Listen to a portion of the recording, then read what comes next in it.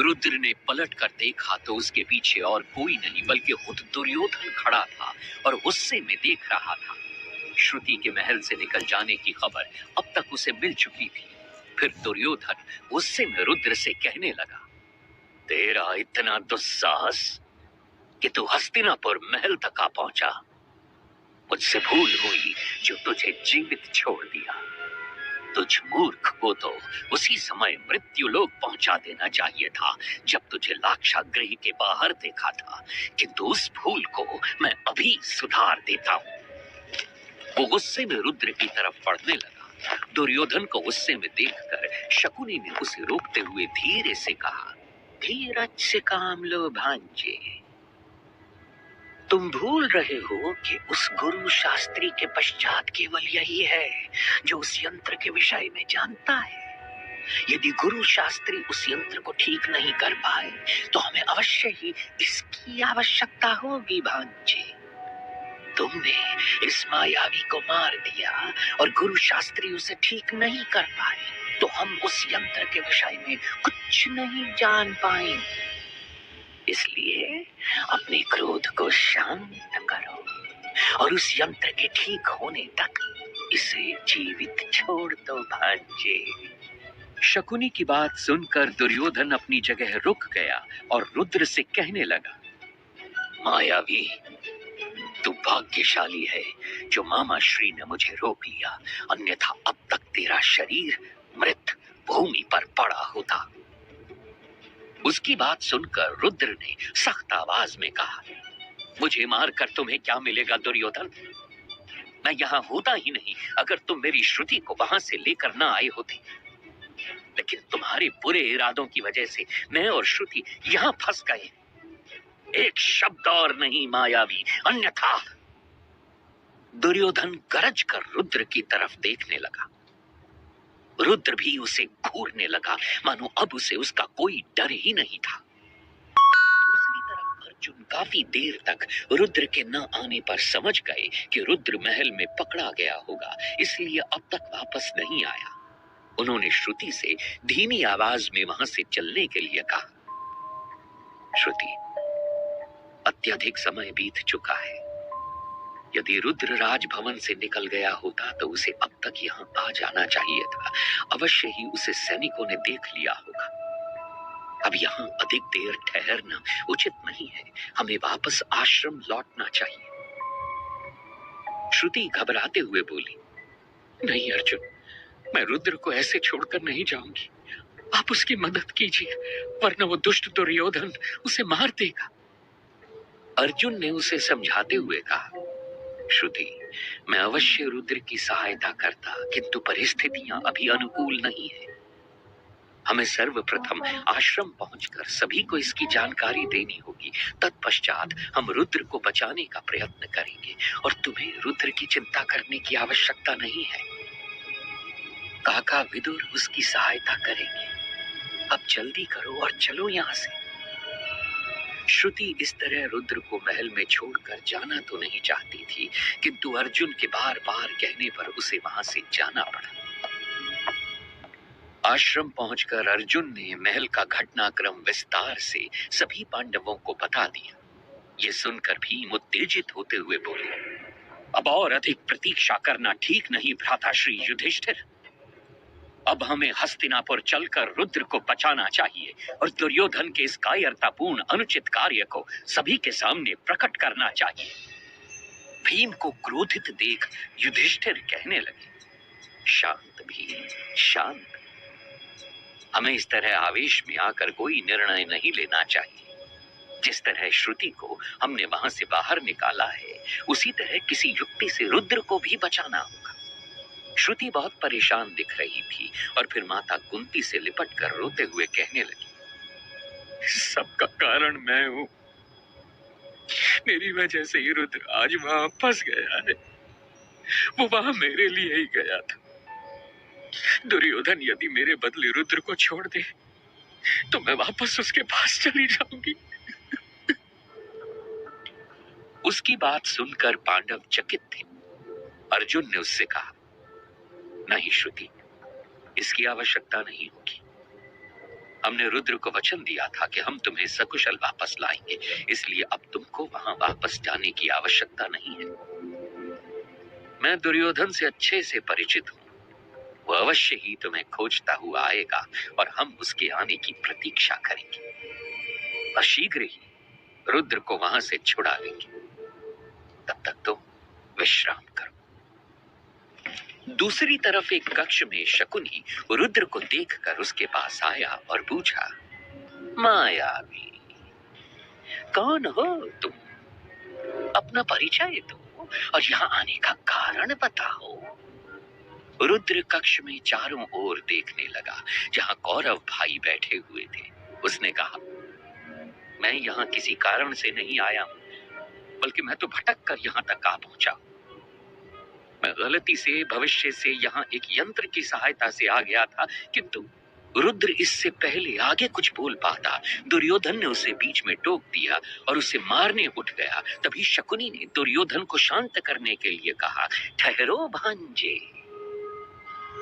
ये जो कोई भी हो, मायावी या साधारण मनुष्य, किंतु ये अवश्य ही अलग प्रतीत होता है। इसके विषय में जाने बिना किसी निर्णय पर पहुंचना सही नहीं है भांजे। इसलिए इस मायावी को मुझे सौंप दिया जाए ताकि मैं इसकी और उस यंत्र के विषय में इससे अधिक जानकारी प्राप्त कर सकूं। कक्ष में मौजूद सभी कौरव भाई शकुनी की बातों से सहमति जताने लगे। रुद्र का ध्यान अब तक कक्ष में मौजूद गुरु शास्त्री पर नहीं गया था, किंतु जब शकुनी गुरु शास्त्री के साथ उसके पास आया और चलने के लिए कहा तो रुद्र शॉक्ड हो गया और कहा, प्रोफेसर शास्त्री, आप यहाँ?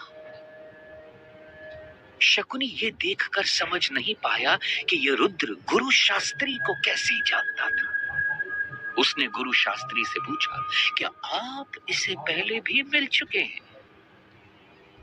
गुरु शास्त्री ने उसे बताया, शकुनी, इसके विषय में मैं आपको अवश्य बताऊंगा, किंतु पहले हमें इसे अपने साथ ले जाकर उस यंत्र के विषय में पर्याप्त जानकारी प्राप्त करनी चाहिए।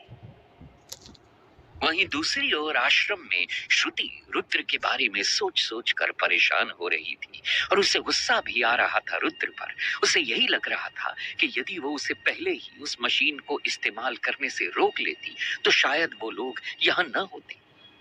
वो परेशान होते हुए रुद्र के कपड़ों के पास जाकर बैठ गई और उन्हें उठाकर अपने सीने से लगा लिया और फिर रुद्र की जैकेट को मारते हुए बोली, रुद्र, क्यों तुम्हें हर काम को करने और हर डिसीजन को लेने में जल्दबाजी होती है हमेशा?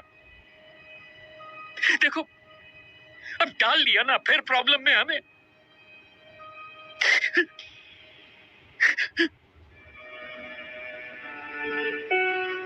श्रुति की आंखों से आंसू बही जा रहे थे। वो अब बस रुद्र के साथ वापस जाना चाहती थी। तभी उसे रुद्र की जैकेट की जेब में कुछ रखे होने का फील हुआ।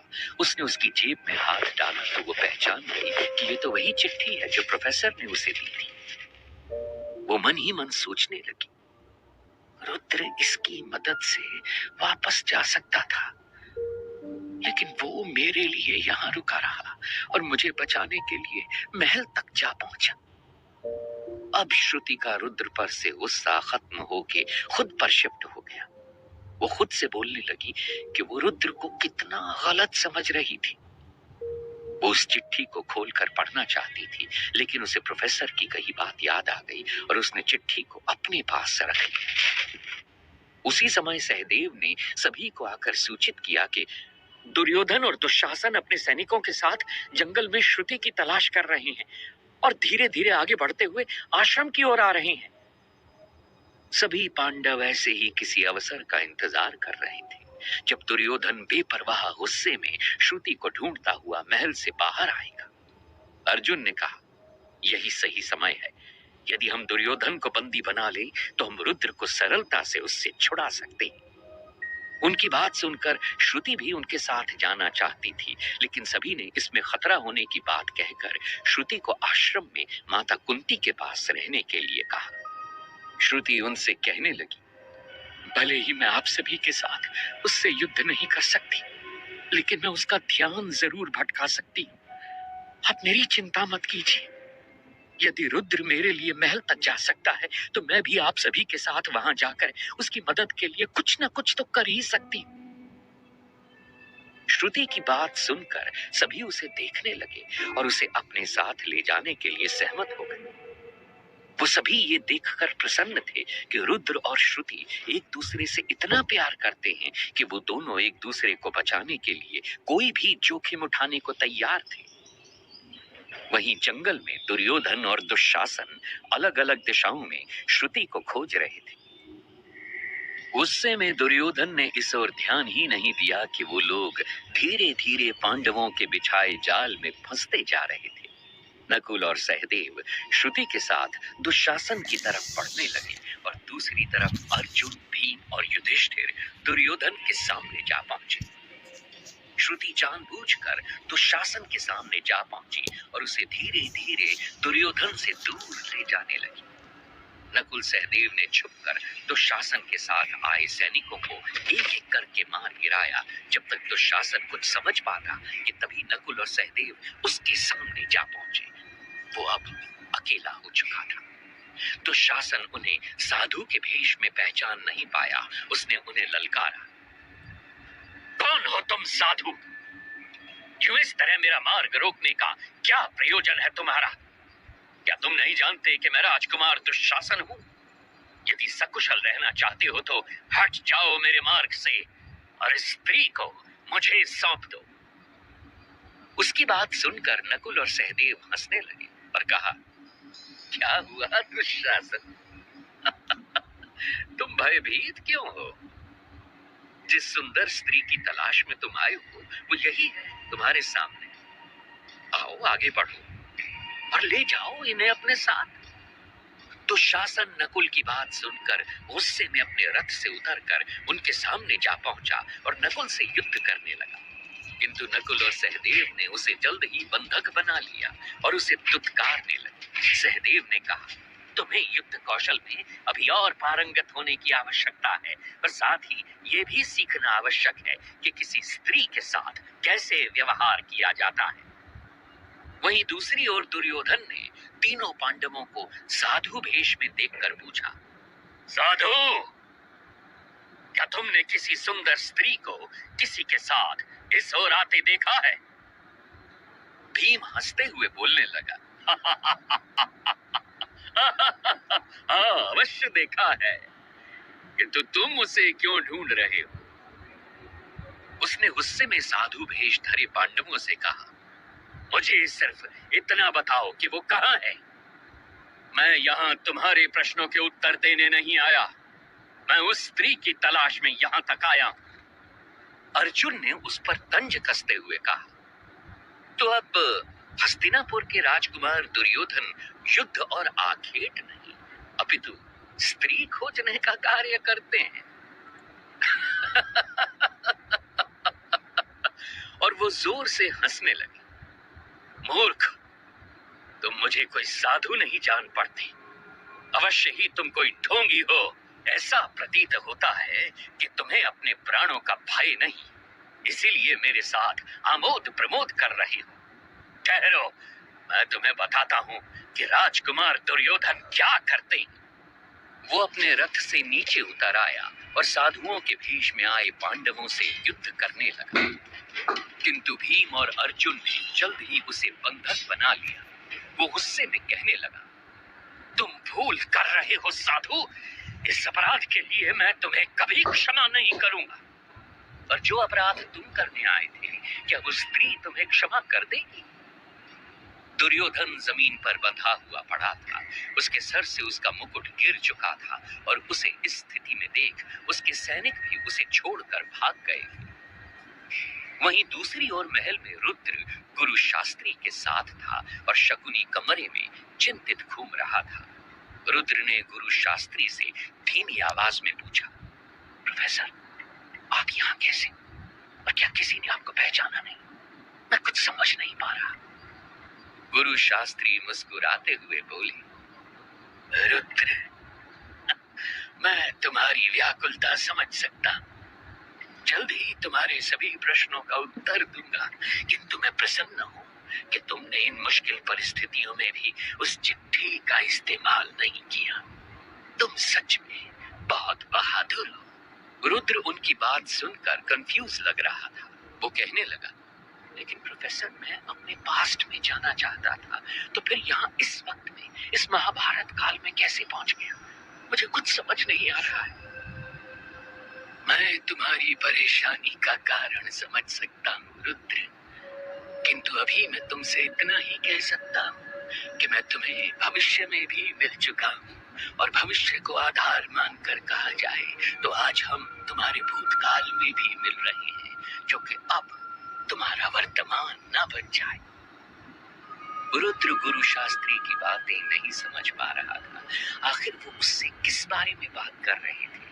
गुरु शास्त्री के चेहरे पर रुद्र को कंफ्यूज देखकर एक रहस्यमयी मुस्कान आ गई और उन्होंने उससे कहा, जल्दी तुम्हें तुम्हारे सभी प्रश्नों का उत्तर मिल जाएगा। क्या रुद्र और श्रुति भूत, वर्तमान और भविष्य काल के बीच फंसकर रह जाएंगे?